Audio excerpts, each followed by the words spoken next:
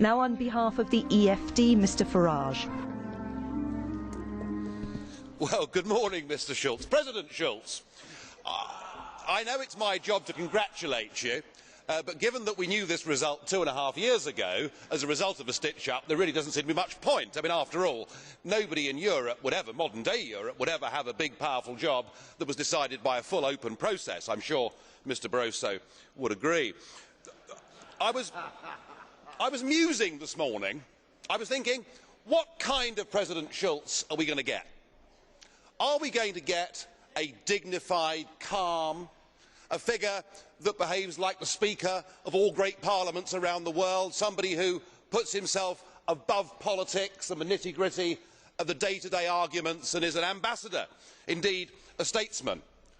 Or are we going to get the Martin Schulz we've got to know since 2004 as leader of the Socialist Group? You know the one I mean, snarling, angry, unable to control his temper, intolerant of anybody with an alternative point of view, somebody who is contemptuous when in free referendums people have the temerity to vote no, somebody who is anti-British to his fingertips and doesn't like free markets. I was wondering which one would we get. Well, your opening speech has settled that question for me, and it's pretty clear we're going to have 2.5 years of political fanaticism from the chair.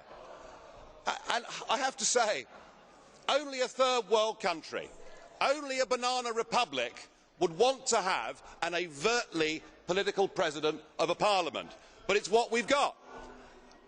I may represent the smallest group in this parliament, Mr Schulz, but I can tell you that it's a group whose ideas and whose views are now being echoed by a growing number of citizens right across this continent. I'm sure you'd agree. The opinion polls show it's kind of 50-50 whether people think this EU is a good thing or a bad thing. What we represent, sir, is not anti-Europeanism. That is not what it's about. We believe in nation-state democracy. We want a Europe of trade. We want a Europe of cooperation. We want a Europe that is responsible. We don't want a Europe that seeks to be a global superpower. We don't want a Europe run by Mr Barroso and the Commission and the so-called community method.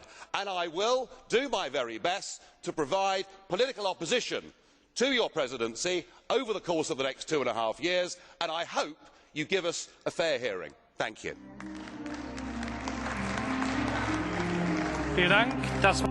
Thank you very much. And now, on behalf of the unattached